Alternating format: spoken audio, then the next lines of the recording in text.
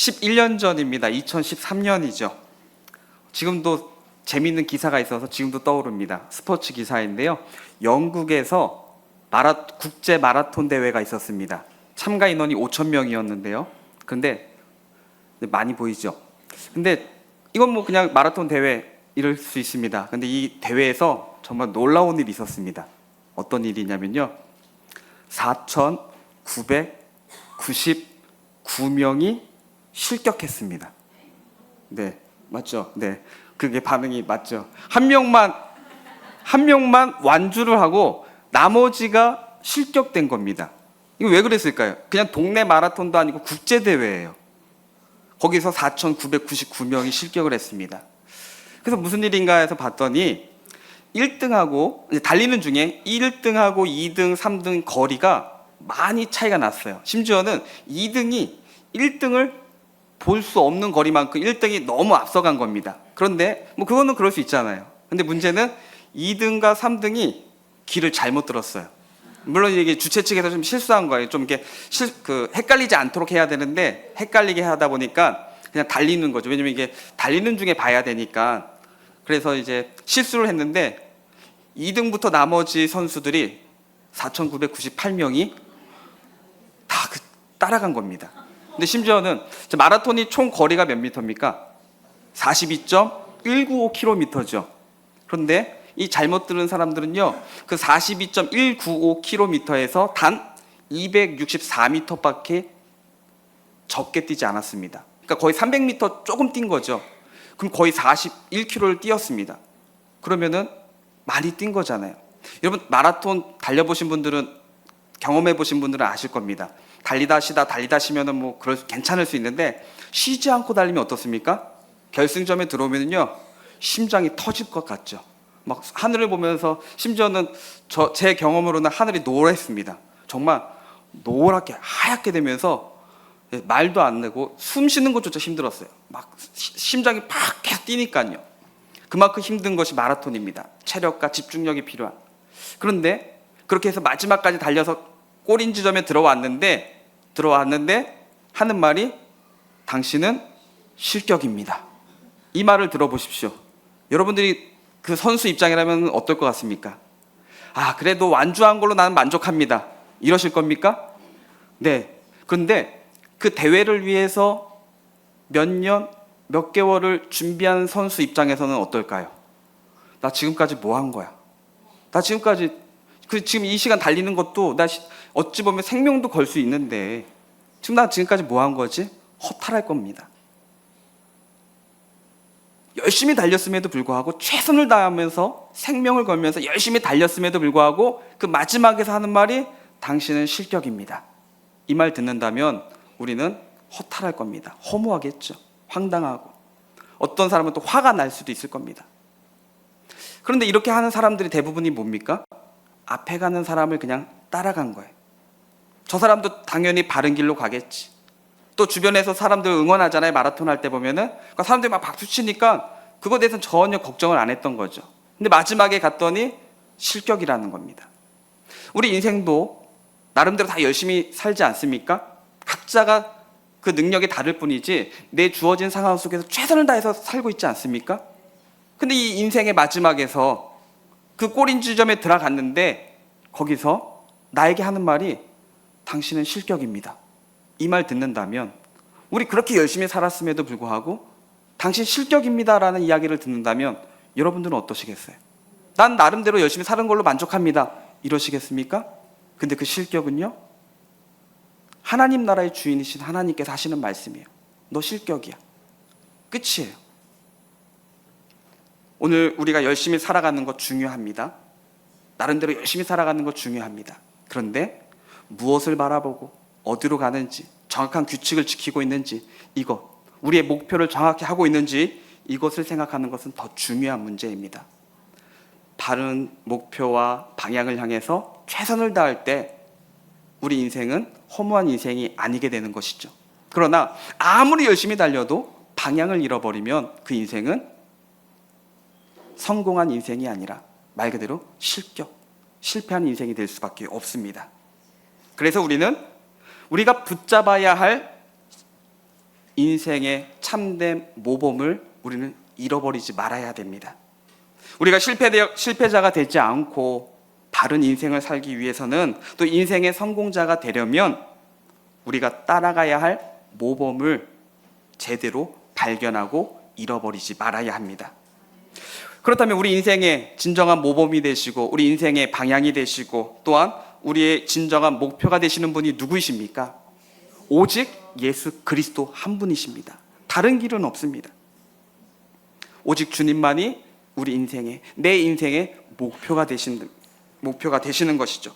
그러기에 우리는 예수님을 배우는 훈련, 예수님을 따르는 훈련, 예수님을 따라가는, 예수님을 닮아가는 훈련을 우리는 게을리 하지 말아야 할 것입니다.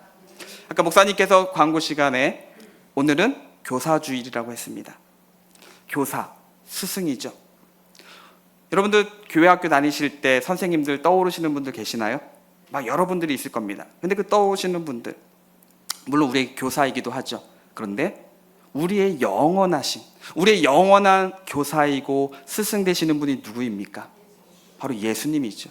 예수님은 우리의 영원하신 교사입니다. 우리가 따라야 할, 우리가 배워야 할 예수 그리스도입니다. 그래서 우리는 계속해서 예수님을 따르고 예수님을 배우고, 그리고 우리가 배운 그 예수님을 우리 다음 세대 자녀들에게도 잘 가르쳐서 우리 다음 세대도 자녀들도 예수님을 따르는 참된 제자가 될 수 있기를 소망합니다.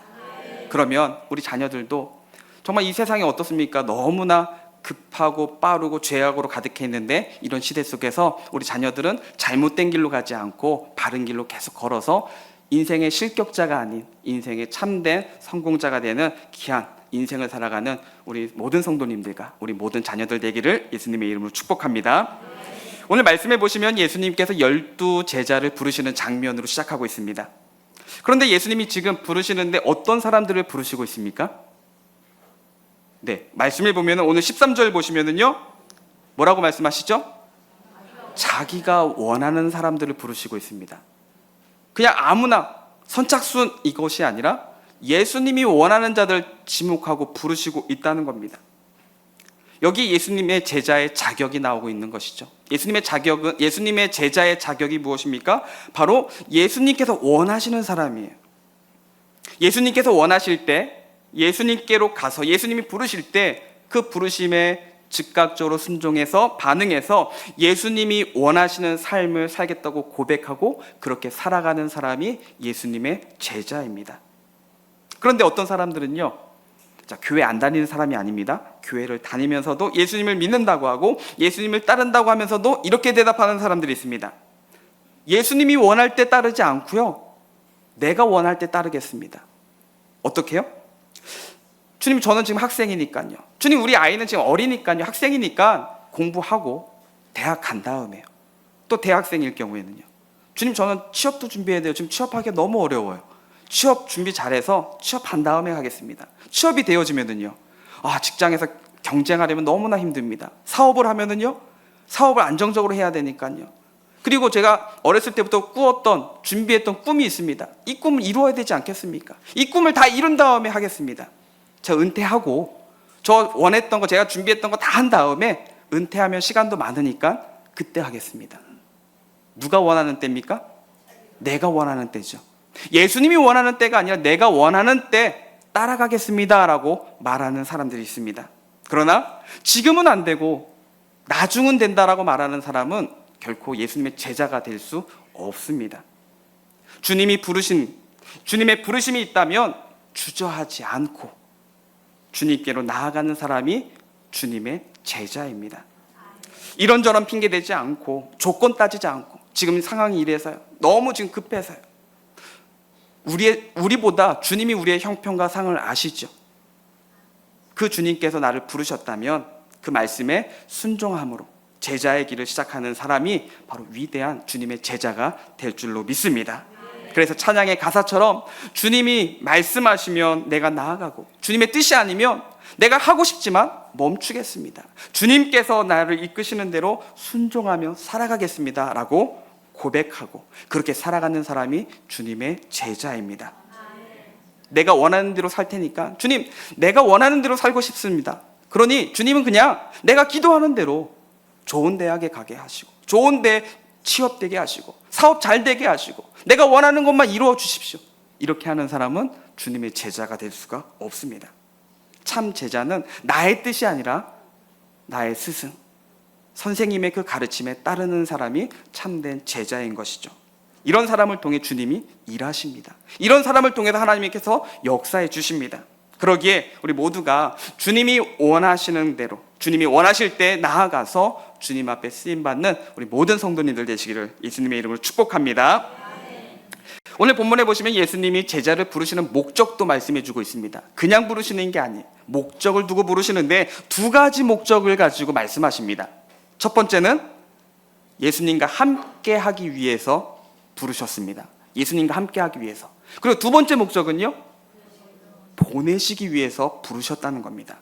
예수님이 이 두 가지 목적을 가지고 부르셨는데, 자, 먼저 첫 번째 목적, 예수님이 제자를 부르신 첫 번째 목적은 바로 제자들과 함께 하기 위해서라고. 오늘 14절에 보시면 이렇게 말씀합니다.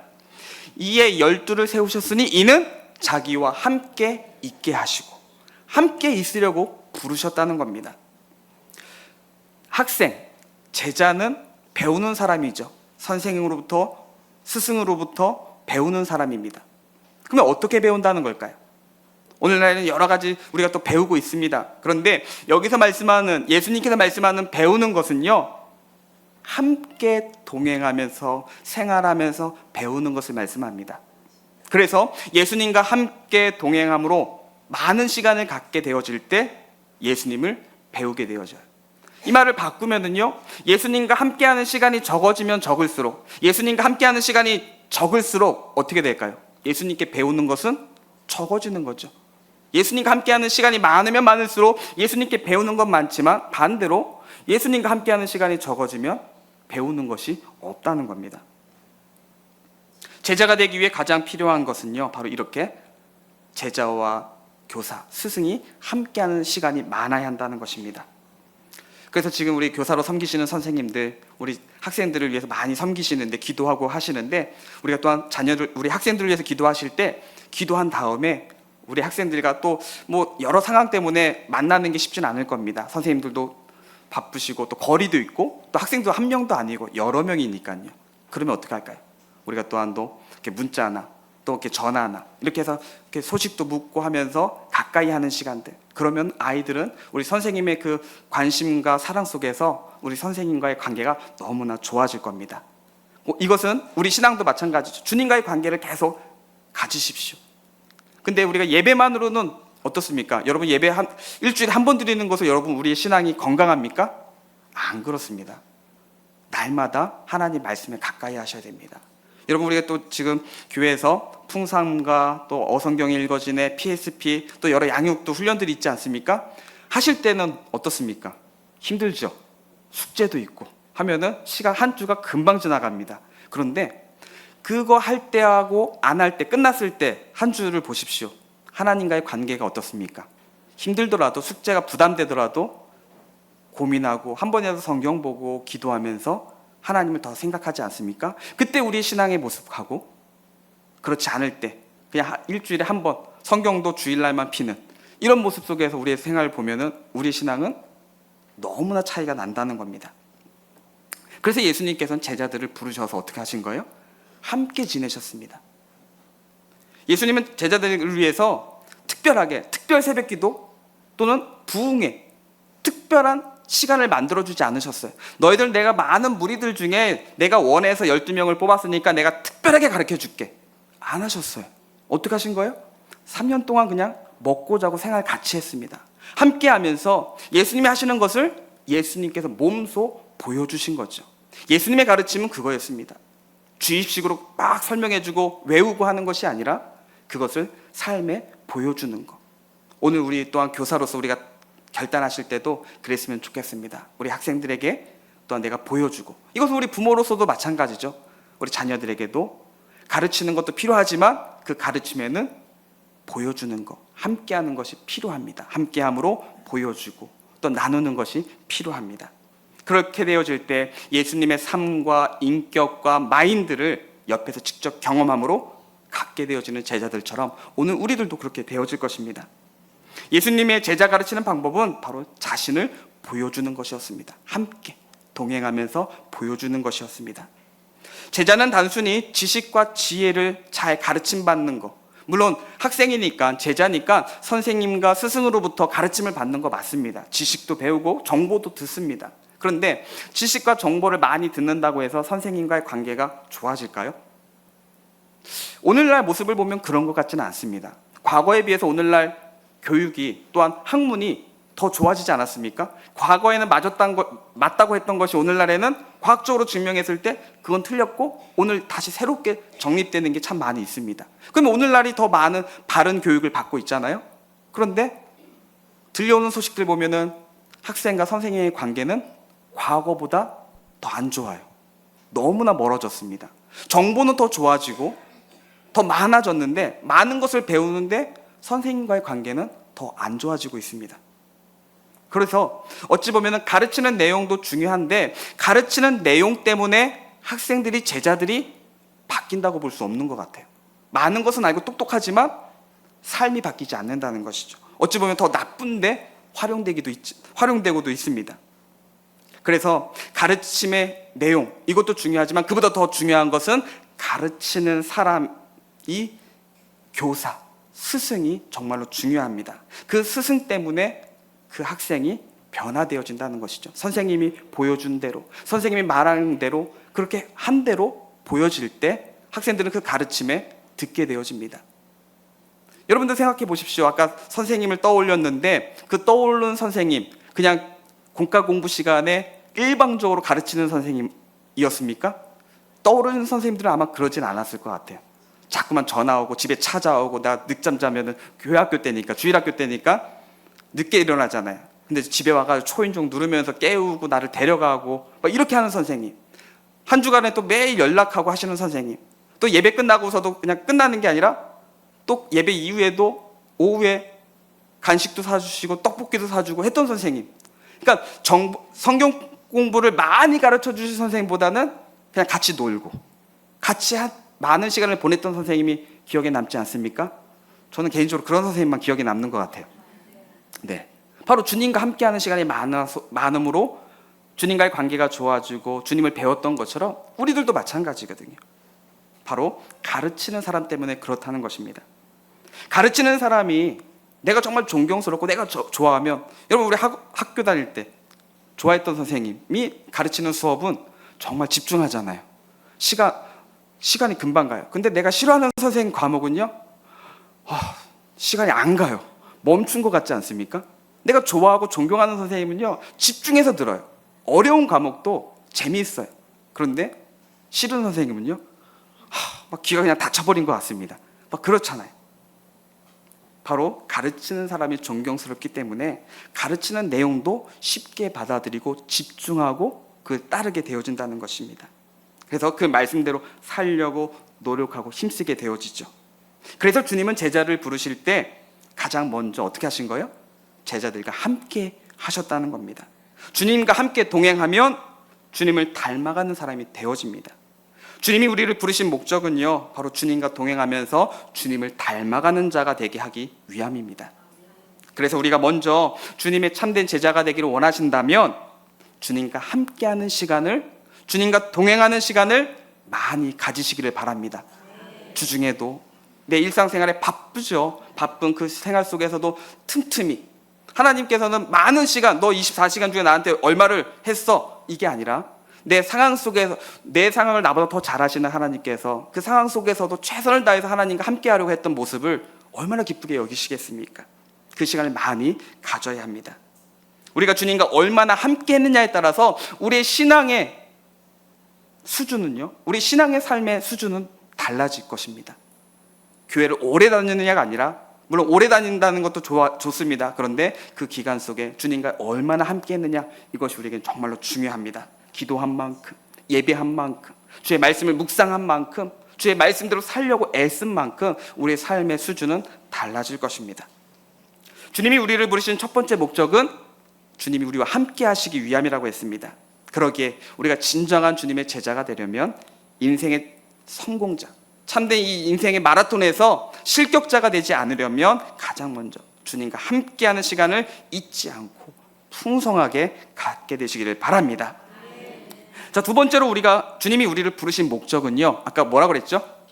이제 우리를 보내기 위해서 부르셨다고 했습니다. 오늘 본문 14절 후반절과 15절에 보시면 이렇게 말씀합니다. 또 보내사 전도도 하며 귀신을 내쫓는 권능도 가지게 하려 하심이라 라고 말씀합니다. 이것이 우리 신앙생활에 열심히 하고 또 우리가 양육도 받고 훈련도 해야 되는 목적이기도 합니다. 그 목적은 바로 세상에 나아가서 제자의 삶을 살아야 하기 때문입니다. 그러면 세상에 나아가서 우리가 무엇을 하고 무엇을 보여줘야 할까요? 오늘 말씀에서는 우리가 세상에 나아가는 목적이 뭐라고 하시죠? 전도를 하기 위함이라고 합니다. 이런 좀 부담되시지 않나요? 전도를 위해서 나를 부르셨대. 그런데 이 전도라는 것은 다르게 말하면요, 주님의 증인이 된다는 겁니다. 주님의 증인이 된다는 것이에요. 그래서 우리가 예수님의 제자라면 이 목적, 주님의 증인, 전도자, 이것을 잊지 말아야 됩니다. 그런데 내가 주님의 충실한 증인이 되기 위해 이 전도를 해야 되는데, 이 전도를 위해서, 증인이 되기 위해서 필요한 것이 있습니다. 그것은 바로 내가 주님을 분명하고 확실하게 경험해야 된다는 겁니다. 제가 싫어하는 표현이 있습니다. 우리나라 말 중에. 근데 이 말을 좀 많이 긍정적으로 표현하기도 하는데, 어깨너머로 배운다 라는 말이요. 이거 나쁘게 보세요? 좋게 보세요? 그래도 나름대로 잘한다라고 할 때 그렇게 표현하기도 하잖아요. 근데 우리가 하나님을, 예수님을 어깨너머로 배울 때가 참 많이 있거든요.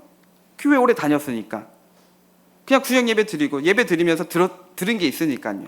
근데 어깨너머로 배우면 어깨에 가려진 부분은 몰라요. 못 배웁니다. 그러니까 즉 듬성듬성 끊어지게 배우는 거죠. 그럼 끊어진 부분 때문에 확실하게 알지 못하는 거예요. 그러니까 확신이 없으니까 전도하려고 하니까 부담이 되고, 증인으로서 증거하려고 했더니 내가 다 알지 못해. 그러니까 못하는 거예요. 우리가 주님의 증인이 되기 위해서는 듬성듬성 배워서는 안 됩니다. 확실하게 경험하고 배워야 돼요. 그래서 교회에서 양육과 훈련을 하자고 할 때 여러분들 그거 부담이 될 겁니다. 그러나 그것은 교회에서 뭔가를 하기 위해서 한 프로그램이 아니라 조금이라도 주님과 가까이 하고 바르게 알기 위해서 하는 겁니다. 여러분, 주님을 더 바르게 알기를 원하지 않으십니까?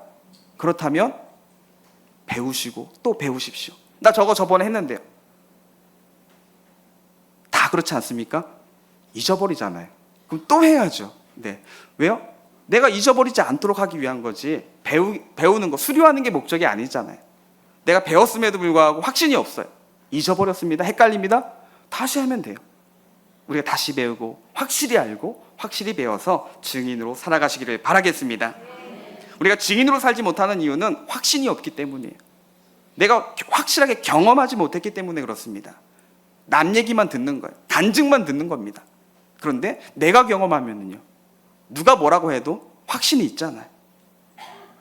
예수님께서 우리를 제자로 부르신 목적이 바로 이겁니다. 동행하면서 주님을 배우면서 주님을 확실하게 경험하게 하기 위함입니다. 확실하게 경험하고 내가 경험한 이 주님을 증거하는 증인으로서의 삶을 살라는 것입니다. 우리 모두가 주님의 신실한 제자가 되어서 주님을 분명하게 경험하고 주님의 충성된 증인으로 살아가는 우리 모두가 되시기를 소망합니다. 그런데 이 증인된 삶을 살기 위해서 또 필요한 게 있습니다. 증인으로서 주님을 경험해야 되는데 또 이와 함께 오늘 말씀해 보니까 필요한 것이 있습니다. 오늘 15절에 보시면은 권능입니다. 권능. 근데 여기서 말씀하는 권능은요, 귀신을 내쫓는 권능도 가지게 하려 하심이로라 라고 말씀하는데, 여기서 단지 이 권능은 귀신만 쫓아내는 권능을 말하는 것은 아니에요. 귀신도 쫓아내지만은 여기서 말하는 권능은 하나님의 능력, 영적인 능력을 말하는 겁니다. 자, 그러면 굳이 귀신을 쫓아내는 능력이라고 표현하지 않고 제가 말씀드린 것처럼 하나님의 능력, 영적인 능력이라고 말하면 되잖아요. 그런데 왜 귀신을 쫓아내는 능력이라고 말씀하셨을까? 그것은요, 그 이유는 그 당시에 귀신 들리는 사람들이 많았기 때문이에요. 예수님께서도 귀신 들리는 사람을 치료하는 사역들 많이 하지 않으셨습니까? 그러니까 귀신을 쫓아내는 능력이라는 것은요, 그 시대에 필요한 능력이었다는 겁니다. 그 시대에 필요한 능력. 그러면 오늘 이 시대, 오늘 우리 말씀을 보는 우리가 살고 있는 이 시대에 필요한 하나님의 능력은 무엇일까요?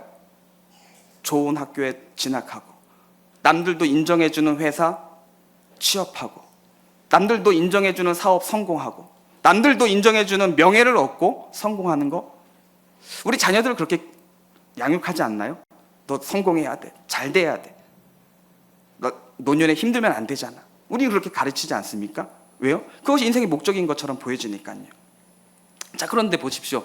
그렇게 우리는 자녀나 또 우리도 그렇게 열심히 살아요. 세상을 보십시오. 세상이 편하고 정말 선하고 좋아지고 있습니까? 자, 우리나라를 보십시오. 대통령 중에도 기독교인이 대통령 된 적도 있었습니다. 우리나라 정치가 믿으실 수 있으십니까? 제가 이렇게 말하는 것 자체가 좀 모순일 수 있는데, 국회의원들 중에도 지금 기독교인들이 얼마나 많아요. 그런데 정치인들의 말을 믿으실 수 있습니까?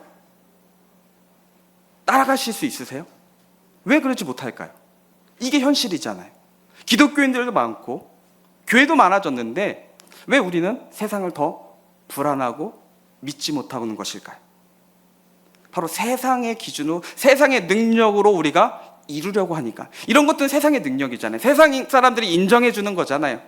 이건 세상의 능력입니다. 근데 그 세상의 능력으로는 세상이 바뀌지 않아요. 우리가 긍정적으로 이 땅을 바꾸기 위해서는 바로 예수님의 제자는 세상의 능력이 아니라 하나님이 주시는 영적인 파워를 가져야 됩니다. 세상적인 능력이 아니라 하나님이 주시는 능력으로 세상도 하나님이 살아계시구나, 하나님께서 역사하시는 건 정말 교회는 다르구나라는 것을 보여주는 것입니다. 그렇게 되어지면은요, 그 능력을 가지고 우리가 살게 되어지면은 세상 사람들이 손가락질하는 자리에서도 우리는 주님의 증인이 될 수 있습니다. 이게 좀 살짝 말이 다르지 않습니까? 세상 사람들이 손가락질하는 곳에서 우리가 증인으로 살면은요, 오히려 주님의 복음을 가리는 것처럼 느껴지지 않을까요? 세상 사람들이 손가락질하는 그곳에서 내가 열심히 한다? 사람들은 내 말을 듣지 않을 것 같습니다. 그런데 아니에요. 야곱의 11번째 아들 요셉이요, 10대에 애굽의 노예로 팔려가죠. 그곳에서 요셉이 어떻게 했습니까? 하나님의 능력을 보여주는 삶을 살았습니다. 노예지만 하나님의 능력을 보여주는 삶을 살았습니다. 그리고 또 어떻게 됩니까? 감옥에 갇히죠. 죄수가 되어집니다. 그 죄수가 감옥에서 하나님의 은혜를 보여주는 삶을 살았습니다. 여러분, 죄수가 아무리 잘해봤자 죄수잖아요. 그런데 그곳에 최선을 다했습니다. 그곳에서 하나님의 은혜를 보여주는 삶을 살았더니 사람들도 인정하고 결국 하나님께서 그를 높여주셨습니다. 하나님을 의지하고 하나님 앞에, 정말 하나님 앞에 온전히 걸어가니까 더 높은 자리와 더 중요한 임무를, 사명을 주셨습니다. 그래서 나중에 요셉이 우리가 잘 아는 것처럼 애굽의 2인자 총리가 되어지죠. 왕은 왕족이 아니면 절대로 될 수가 없죠. 구테타를 일으키지 않는 한은. 그러면 총리가 되었다는 것은 왕족이 아닌 사람 중에서는 가장 최고의 위치입니다. 이룰 수 있는 것, 더 이상 이룰 게 없죠. 그러면 요셉은 이제 난 다 이루었다, 나는 이제 더 이상 바랄 게 없어 하면서 이제 하나님 의지하지 않고 내 마음대로 부패한 삶을 살았습니까? 아니에요. 그 낮은 자리에서부터 하나님의 은혜를, 하나님의 능력을 사모하고 살아가니까 하나님께 더 큰 책임과 자리를 주셨을 때 요셉은 그 자리에서 더 큰 사명을 감당할 수 있었습니다. 더욱 깊은 영성과 더욱 깊은 지혜와 능력으로 하나님이 주시는 사명을 감당할 수 있었습니다. 복음서를 보시면은 아까 제가 예수님께서 제자들을 부르신 다음에 특별한 교육을 시키지 않으셨다고 했죠. 3년 동안 함께 했습니다. 그런데 그 모습을 잘 보면은 나름대로 구별된 교육은 시키셨어요. 크게 두 가지를 볼 수 있습니다. 전도와 기도였습니다. 제자들을 2명씩 짝을 지어서 전도를 보내시죠. 그리고 밤새 철야기도, 기도의 자리로 제자들을 부르셨습니다. 이것을 예수님께서는 보여주셨죠. 가르쳐 주신 겁니다. 그러면 왜 예수님은 이 전도와 기도를 가르치시고 훈련시키신 걸까요? 바로 전도는요, 우리가 세상에서 주님의 증인이 되는 훈련이기 때문에 그렇습니다. 그냥 내가 자리에서 되어지는 것이 아닙니다. 훈련되어져야 돼요. 훈련하면서 계속 되어질 때, 그리고 전도를 통하여 증인으로서 내가 이야기함으로 인해서 우리 말하면서 어떻게 됩니까? 정리가 되기도 하잖아요. 우리가 주님의 그 증인된 삶을 전도를 통해서 이루어 주신다는 겁니다. 그리고 기도는요, 바로 주님의 능력으로 살아가는 훈련이기도 합니다. 기도를 통해서 악한 영들을 물리치게 하시고 하나님의 능력을 주십니다. 그래서 주님은 이 전도와 기도 훈련을 통해서 제자들을 훈련시키시고 그들을 세워주셨습니다. 오늘 우리가 진정한 주님의 제자가 되기를 원한다면 이 두 가지를 잊지 마셔야 됩니다. 항상 주님의 증인이 되는 것이 내 인생의 목적이라는 것이, 그리고 주님의 권능으로 세상을 살아가기 위해 기도의 사람이 되어야 한다는 것입니다. 그래서 참된 제자가 되기를 원하는 사람은 전도의 자리, 기도의 자리, 그 자리가 제자의 자리가 되어야 합니다. 주님이 제자를 부르신 두 번째 목적은 세상에 보내시기 위함이라고 했습니다. 세상의 영향력이 두려워서 세상을 피해서 우리끼리만, 믿는 사람들끼리만 함께 살고 잘 먹고 잘 살라고 제자로 부르신 것이 아닙니다. 세상에 나가서 주님의 증인이 되기 위해 하나님의 능력으로 세상을 변화시키는 제자가 되기 위해 우리를 부르셨습니다. 그러므로 우리 모두가 이 전도와 기도 훈련을 또 잘 받으시고 또 주님의 증인이 되셔서 주님의 능력으로 세상을 또 변화시키는 참된 제자, 주님의 참된 제자가 되시기를 예수님의 이름으로 축복합니다.